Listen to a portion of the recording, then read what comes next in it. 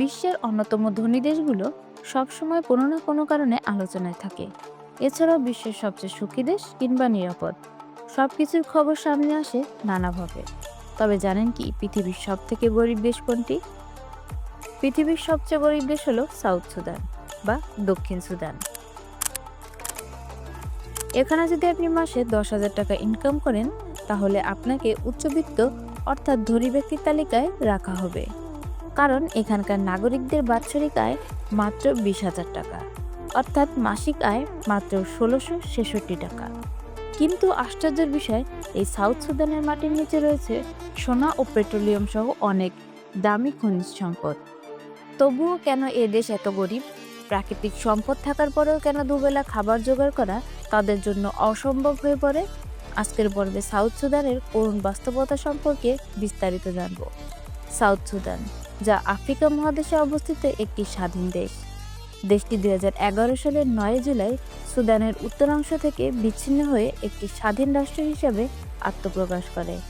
একই বছর 14 জুলাই জাতিসংঘের 193তম সদস্য হয় এই 6,19,000 বর্গ কিলোমিটারের দেশ। এদেশে প্রায় 1,21,00,000 মানুষ বসবাস করে। 2024 সালের তথ্য অনুযায়ী দক্ষিণ সুদানের মাথাপিছু জিডিপি মাত্র $455.16 দারিদ্রতা পরিমাপের এটি প্রধান মাপকাঠি। 2011 সালে দেশটি স্বাধীন হলেও স্বাধীনতা লাভের 1 দশক পরেও সেখানে রাজনৈতিক স্থিতিশীলতা আসেনি।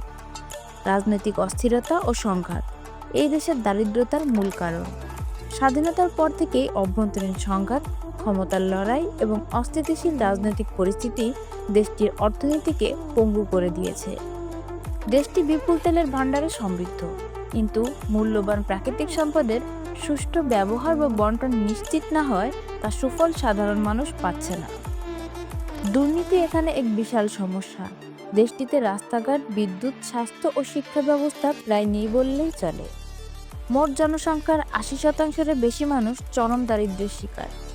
সাউথ সুদানের বেশিরভাগ মানুষ বৃষ্টি নির্ভর কৃষির উপর নির্ভরশীল।